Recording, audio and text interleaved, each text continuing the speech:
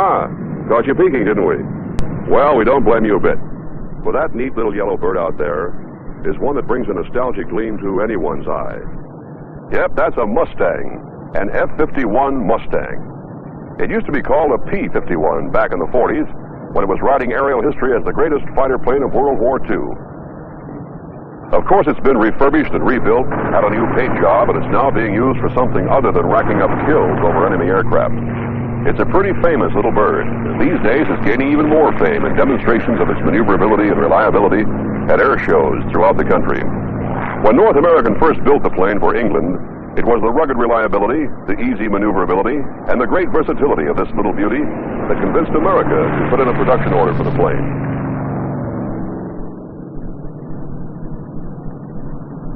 Oh, I see you spotted the name on the plane. Bob Hoover. He used to be a test pilot, one of the best. Today, he's manager of customer relations for North American's Los Angeles division, and he's the man who demonstrates this plane. Well, here he comes now. You know, he flies this plane in a business suit and without a parachute. Hi, Bob. We've just been admiring this beauty of yours. Beauty she is, and she flies like a dream. I'm ready to go up on a practice flight now. Care to come along? Well, I'd love to, Bob, and I think all those folks out there would like to come, too. Have you got room for them? No, I haven't. However, if your friends out there don't mind using their imagination, perhaps we might arrange something. Tell you what, folks, climb in with me now, and let's see what we can do. Bob, if you don't mind, I'll stay down here and watch you.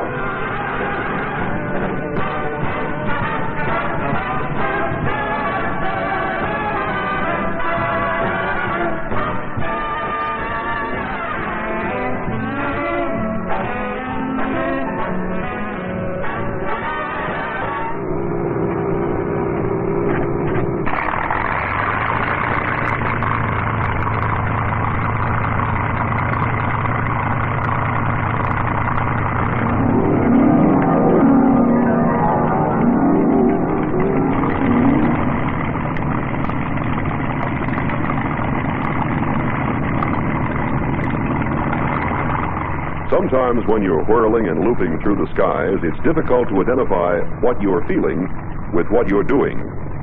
So we'll show the complete maneuver through my eyes here on the ground, then we'll let Bob describe what he's doing as he does it. As you're taxiing out for takeoff, it might be well to advise you that immediately after takeoff, Bob will put you through 2 barrel rolls, his opening salute to whatever organization is sponsoring the shows he does throughout the United States. Down the runway he goes, and you're on your way.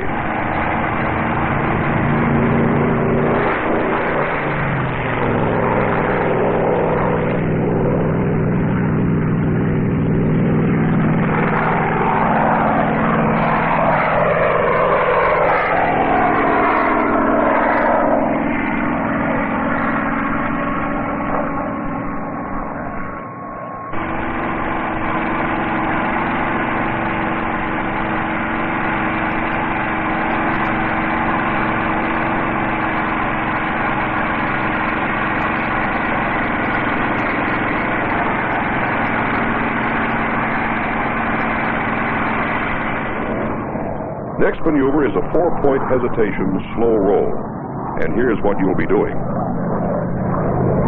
These maneuvers, incidentally, are basic ones that most fighter pilots learn. Hoover, a former fighter pilot himself, is one of the best.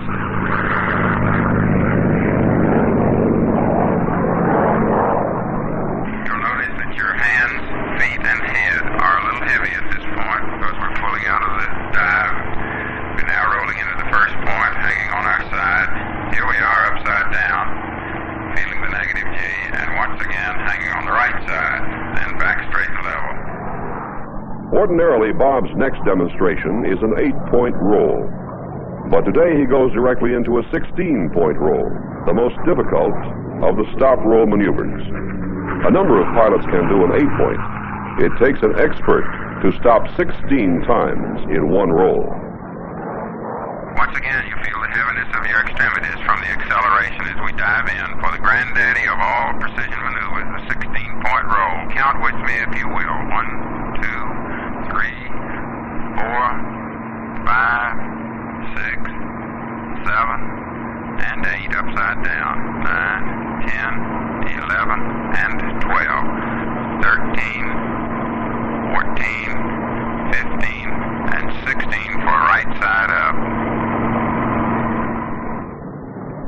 Even kids like to hang upside down. That's what you're about to do. All the way down the runway at 350 miles per hour.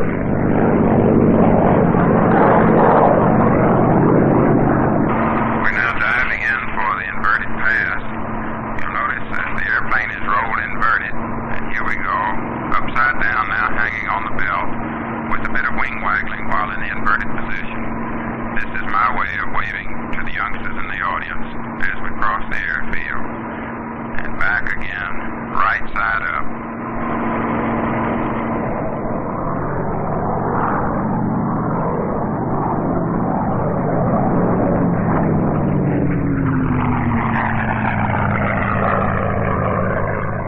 Twist and turn and dive back in for a Cuban 8, a real ground whirler.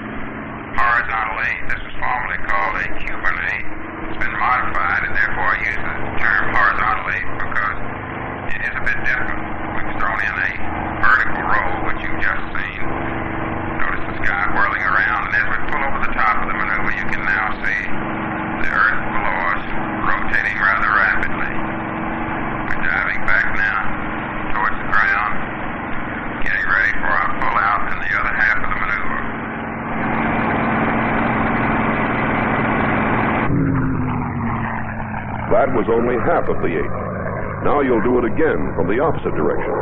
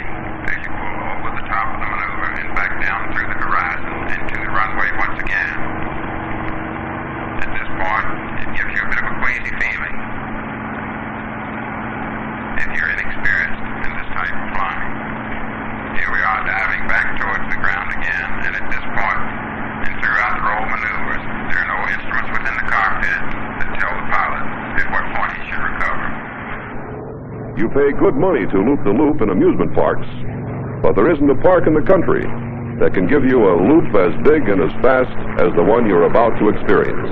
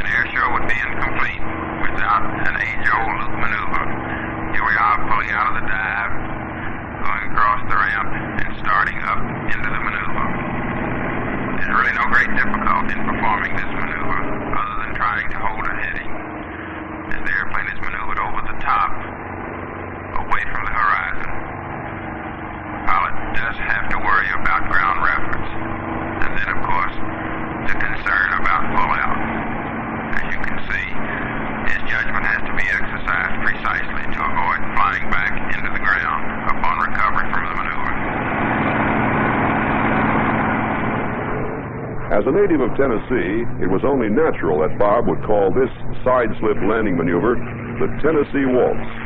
But don't try this on a dance floor.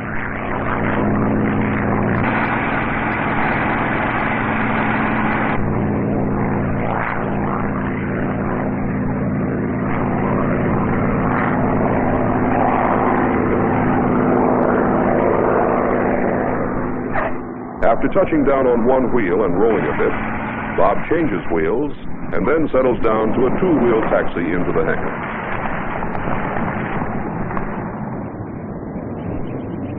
Isn't it amazing that in this era of space flight, moonshots, and the far-out technology of today, we're still interested and thrilled at the ultimate control of man over machine in an old F-51 Mustang. This is the type of flying that one doesn't see too often anymore. It's nostalgic and historic, and for my money, it's still mighty exciting. Well, I certainly hope you all enjoyed the flight. And if you hear about the 51 and me planning a demonstration in your area, I sure hope you'll get out to see us. Thanks a lot for letting me show off this great little airplane. We built many others, bigger and faster and just as great. But I'm like you are. I've got a real soft spot in my heart for the good old Mustang. Thank you.